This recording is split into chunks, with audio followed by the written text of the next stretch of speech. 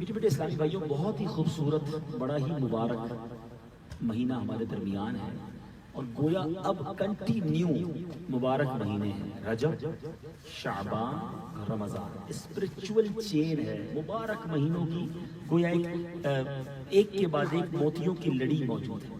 ان تینوں مہینوں کی اہمیت کا اندازہ اس بات سے لگائیں کہ نبی پاک علیہ الصلوۃ والسلام کی ایک ہی حدیث میں ان تینوں مہینوں کا ذکر کتنا پیارا ہے۔ نبی پاک فرماتے ہیں رجب شہر اللہ، رجب اللہ کا مہینہ ہے، شعبان و شہری، شعبان میرا مہینہ ہے، اور رمضان میری امت کا مہینہ ہے۔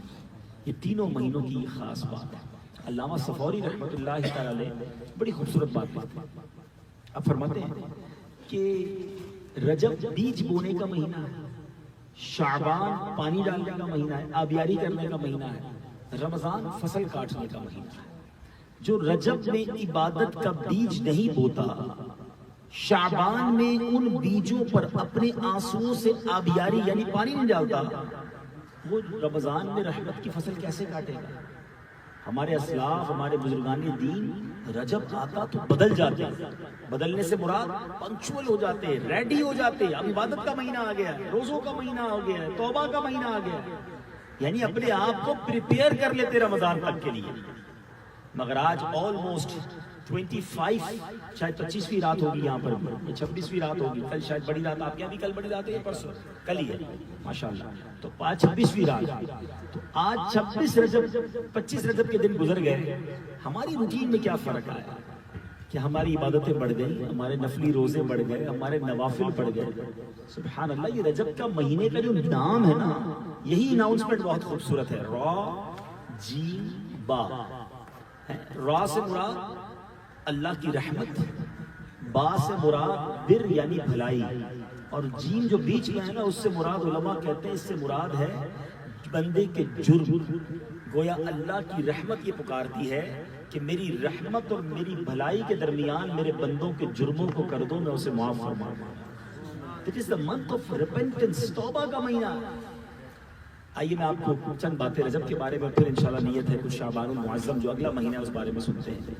بصرہ میں ایک بڑی نیک خاتون تھی، وفات کے وقت جب اس کا آخری وقت آنے لگا تو اس نے اپنے بیٹے کو وصیت کی کہ مجھے اس کپڑوں میں کفن دینا کہ میں جو کپڑے پہن کر رجب المرجب میں عبادت کرتی تھی، اسپیشل اس کا لباس اس نے رکھا ہوا تو اس عورت نے۔ تھوڑے سے بعد اس والدہ کا انتقال ہو گیا، بیٹا بھول گیا کہ ماں نے وصیت کیا کی تھی، تو نہیں بلکہ ماں کا انتقال ہوا تو بیٹے نے انہی کپڑوں میں وصیت پر عمل کرتے ہوئے ماں کو دفنا دیا۔ جب وہ قبرستان سے گھر آیا تو وہ کفن جو اس نے پہنایا تھا، میں دوبارہ ریپیٹ کرتا ہوں، بیٹا بھول گیا اور اس نے ماں کو کسی اور کفن کے اندر دفنا دیا، جو ماں نے وصیت کی تھی نا وہ بھول گیا۔ اب گھر آیا تو جس کپڑوں میں، جس کفن میں اس نے ماں کو دفنایا تھا وہ کفن گھر میں پڑا ہے، اور وہ لباس غائب ہے جس کی ماں نے وصیت کی تھی کہ جس میں مجھے کفن دینا۔ بیٹا پریشان، یہ کیا ہوا؟ قبر میں دفنایا تو جن کپڑوں کے ساتھ تھا وہ باہر آ گئے اور وہ کپڑے غائب ہیں کہ جو ماں نے وصیت کی تھی۔ تو اب غیب سے آواز آئی کہ اپنا کفن واپس لے لو، جس کی اس نے وصیت کی تھی ہم نے اسی کپڑے میں اس کو دفنایا ہے، کفنایا ہے، کیونکہ جو رجب کے روزے رکھتا ہے ہم اس کو قبر میں رنجیدہ نہیں ہونے دیتے۔ رجب کے روزے، رجب کی عبادتیں یہ اللہ کو بڑی پسند ہیں، مگر ہے میرے بیچ اسلامی بھائی، کیا ہمارے اندر کوئی شوق، کوئی ذوق ہوتا ہے نا؟ سیزن آتا ہے، کاروباری لوگ کہتے ہیں یار یہ ہمارا ٹائم ہے کمانے کا، یہ وقت ہے کاروبار کرنے کا، بھائی باقی دنوں میں اور تھوڑا ریلیکس کر لیں گے، سیزن میں ہم بہت کام کرتے ہیں کیونکہ ہمارا مال بہت بکتا ہے۔ سچی بات یہ ہے کہ پورے سال میں جو عبادت کا، برکتیں لوٹنے کا، رحمتیں لوٹنے کا، نیکیاں کرنے کا جو سیزن ہے نا، وہ رجب، شعبان اور رمضان ہے۔ سبحان اللہ، رجب کی ایک رات جو کل رات آنی ہے، میں نے ڈیلیبریٹلی دانستہ یہ ٹاپک لیا تاکہ میں اپنے بھائیوں کو کل رات کی اہمیت بتا دوں، اور پھر جو انشاءاللہ فوری طور پہ اگلے 3-4 دنوں میں مہینہ آ رہا ہے شعبان، اس کے بارے میں کچھ بتایا جائے۔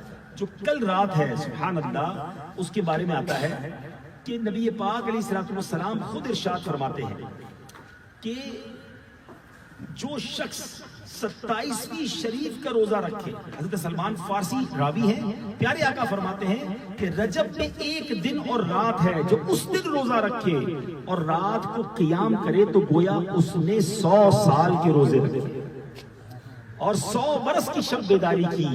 یہ رجب کی 27ویں رات ہے.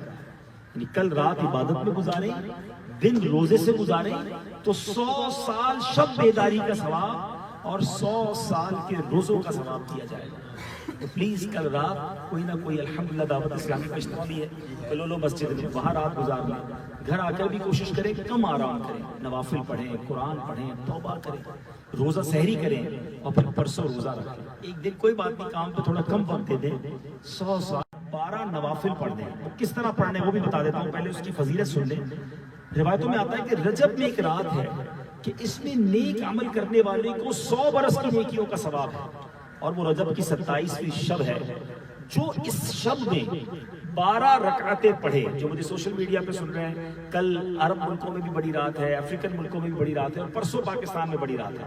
تو جو شب معراج 12 رکعت نفل اس طرح پڑھے کہ ہر رکعت میں سورہ فاتحہ اور کوئی سی بھی سورت, اور ہر 2 رکعت پر التحیات پڑھے, اور 12 پوری ہونے پر سلام پھیرے. یعنی ایک ہی سلام سے 12 رکعتیں پڑھنی, ہر 2 رکعت پر التحیات پڑھنی ہے اور 12 رکعتوں کے بعد سلام پھیرنا, اور اس کے بعد 100 بار یہ پڑھے سبحان اللہ والحمدللہ ولا الہ الا اللہ واللہ اکبر.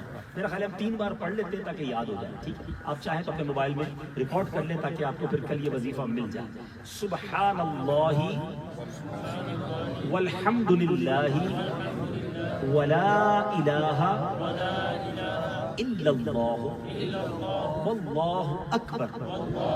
سبحان اللہ والحمدللہ ولا الہ الا اللہ واللہ اکبر.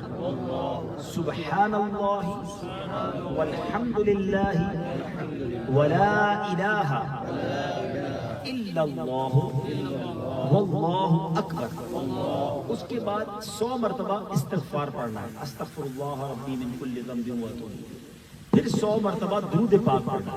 3 چیزیں پڑھنی, 12 رکعتیں پڑھنی ہے ایک ہی سلام سے, ہر روز 2 رکعت کے بعد التحیات پڑھیں گے.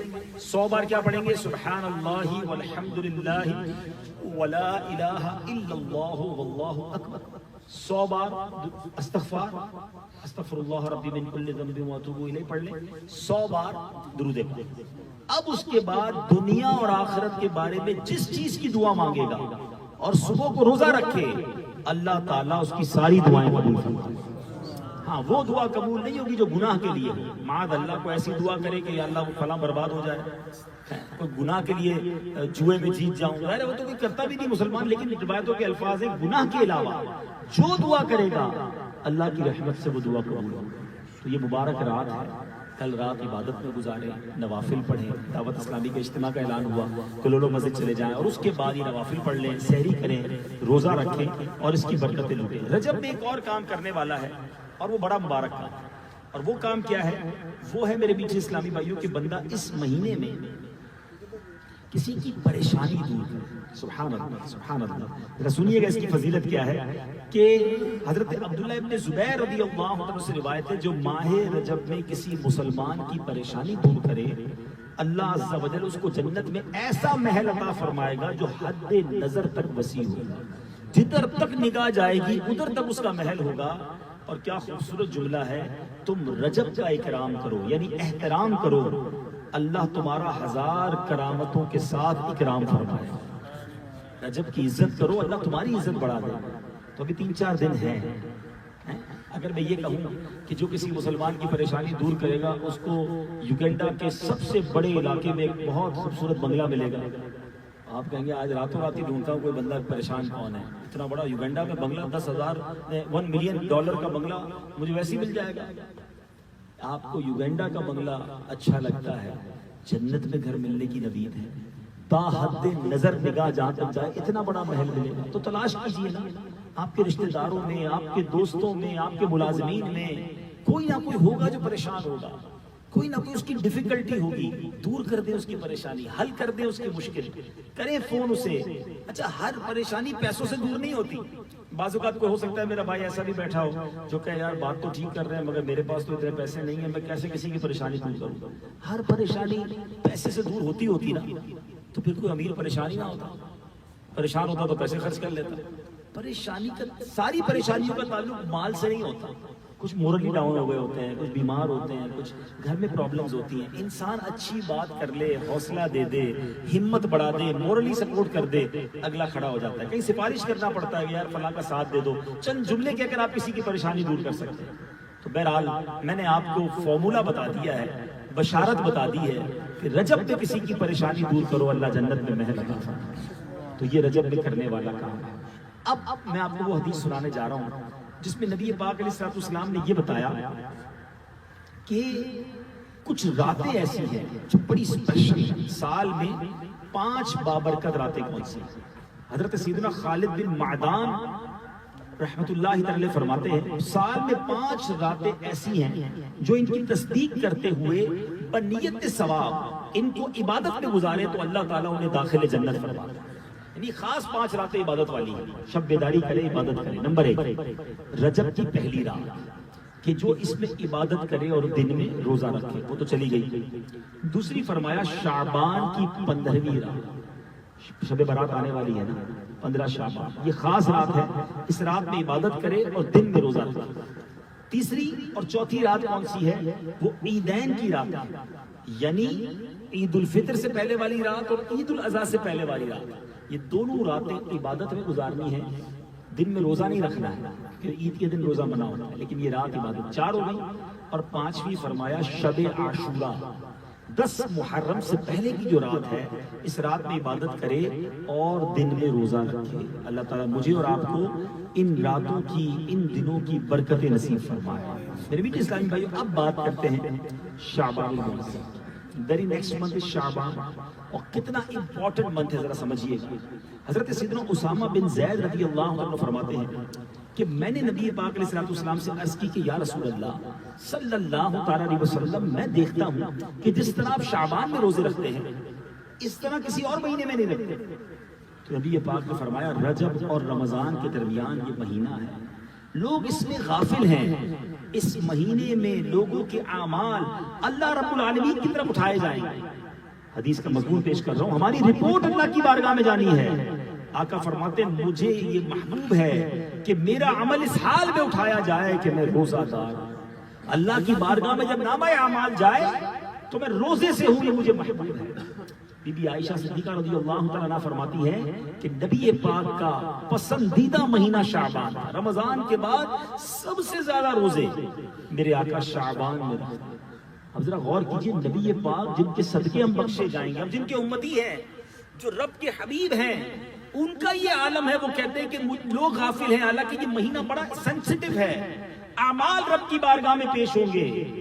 آقا فرماتے ہیں مجھے یہ پسند ہے کہ میرے اعمال جب اللہ کی بارگاہ میں پیش ہوں میں روزے سے ہوں۔ ہم گناہگاروں کو کتنی فکر ہونی چاہیے تھی۔ آپ کی ٹیکس رپورٹ جمع ہونی ہو، آڈٹ رپورٹ جمع ہونی ہو، اسٹاک رپورٹ آپ نے دینی ہو، تو اس رپورٹ سے پہلے کتنی ٹینشن ہوتی ہے کہ یار کریکٹ رپورٹ ہو جائے، حساب پورا مل جائے۔ کوئی نوکری کرتا ہے تو اس کو باس کو رپورٹ دینی ہوتی ہے، کچھ لوگوں کو گورنمنٹ کو کوئی رپورٹ دینی ہوتی ہے، اسٹوڈنٹ کو اپنا کوئی امتحان دینا ہو تو کتنی تیاری کرتے ہیں۔ آپ کو معلوم ہے کہ اگلے 20-25 دن کے بعد، بلکہ 20 دن رہ گئے، ہماری اللہ کی بارگاہ میں رپورٹ جانی ہے۔ پچھلا سال کیسا گزرا، عبادت میں گزرا یا غفلت میں گزرا؟ سوچئے، کوئی ٹینشن، کوئی توبہ کی طرف ذہن، کوئی تیاری؟